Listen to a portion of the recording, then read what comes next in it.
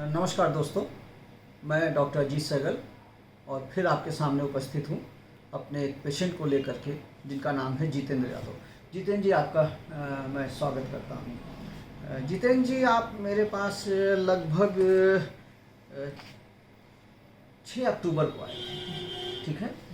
और आपको क्या परेशानी थी? डॉक्टर साहब, मैं बाइक चलाते वक्त गिर गया था बाइक से।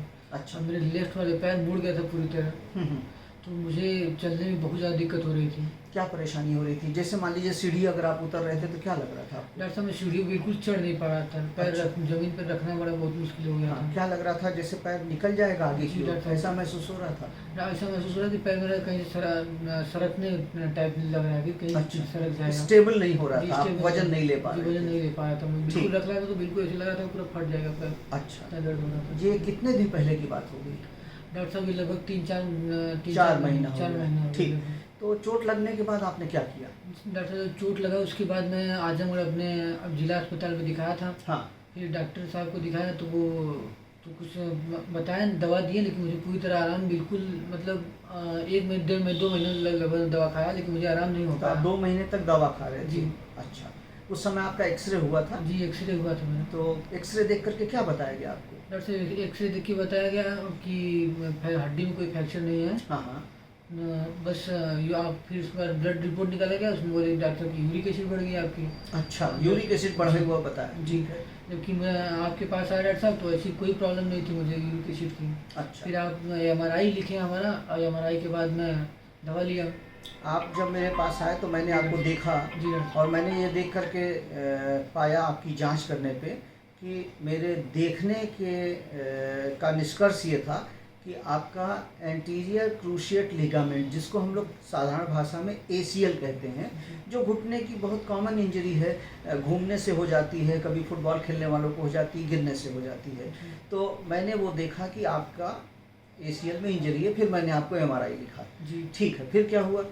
जैसे MRI के बाद मुझे आप इंजेक्शन के लिए सलाह दिए। क्या मैंने आपको बताया कि आपकी ये इंजरी है और अगर आप PRP का इंजेक्शन PRP बताएं, आप PRP के बारे में, हाँ जी। कि आपको प्लेटलेट रिच प्लाज्मा लगाया गया। कैसे तैयार किया आपका प्लाज्मा?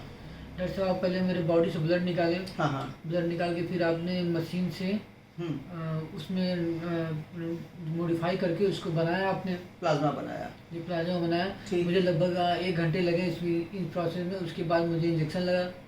आपको मैंने यहाँ भर्ती तो नहीं किया? जी डॉक्टर साहब, भर्ती नहीं किया। आप आते थे और लगा के वापस आजमगढ़ चले जाते थे, आपके आने जाने में कोई तकलीफ तो नहीं कोई होती थी? तकलीफ नहीं होती थी डॉक्टर साहब। इस बीच में जब आपको मैं इंजेक्शन लगा रहा था तो मैंने आपको पहनने के लिए कुछ ब्रेस भी दिया था, जी डॉक्टर साहब, जिसको आप पहनेंगे तो सेफ्टी बनी रहेगी। जी पहना। फिर क्या हुआ? आपने कुल कितने इंजेक्शन लगवाए? डॉक्टर साहब, मैं लगभग 2 इंजेक्शन के बाद मुझे आराम पूरी तरह महसूस होने लगा। हाँ। फिर उसके बाद मैं आज मेरा लास्ट इंजेक्शन था, चौथा। जी। ये 4 इंजेक्शन में लगा। अब ये 4 इंजेक्शन लगाने के बाद आप कैसा महसूस करते हैं? जैसा पहले आप सीढ़ी नहीं चढ़ पाते थे, चल नहीं पाते थे, तो आप बताएं कि ये 4 इंजेक्शन लगाने के बाद आपको कितना आराम महसूस हो गया? सब ये 4 इंजेक्शन लगाने के बाद मुझे लगभग, मैं बेल्ट निकाल के कुछ दूर कुछ क्या लगभग लगातार चल रहा था। मेरी शादी पड़ी थी बीच में, मैं उसमें भी अपना भाग दौड़ किया। आपकी शादी भी हो गई? जी। बधाई हो आपको कि आपकी शादी भी हो गई इसी बीच में।